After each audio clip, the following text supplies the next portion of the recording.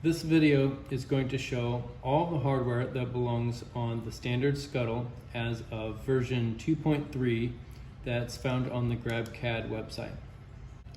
We'll start with these M2 screws that are self-tapping, and two of them are going to belong over here in the encoder. They actually hold the encoder PCB to the bracket on each side, and the last one is used to hold the CPU in place right here.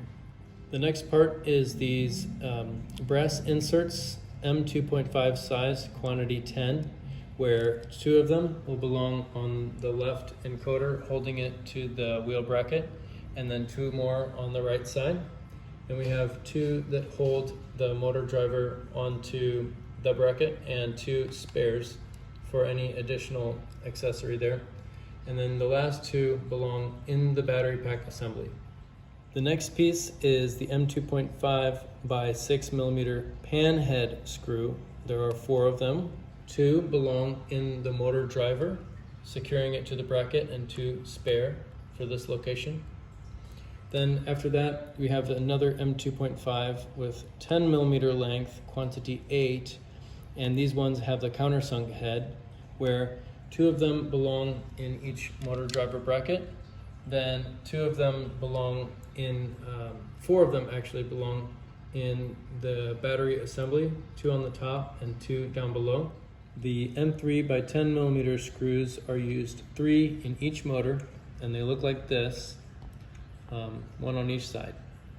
The M6 screws have an expanded head that is broader, and it replaces the need to have a washer here, and we use them to secure things to the aluminum rails. So the way they go on the robot is 2 here, 2 here, 2 here. That's 2, 4, 6, 8, 10, 12, 14, 16, and then 2 here makes 18, and 2 on the other caster makes 20. These are T-slot nuts, also known as T-nuts, hammer nuts, or drop-in nuts, and they correspond to each of the M6 bolts. They call them a drop-in nut because you can drop it in to the slot. And so this is an improvement from the last one, because the last one you had to plan your whole robot out, and these, for example, screws, you'd have to already slide the parts in order to put the wheel bracket on. The last fasteners are the M8 screw, which is 110 millimeters in length, with 2 flat washers on each screw, and then a lock washer and a regular nut on the screw.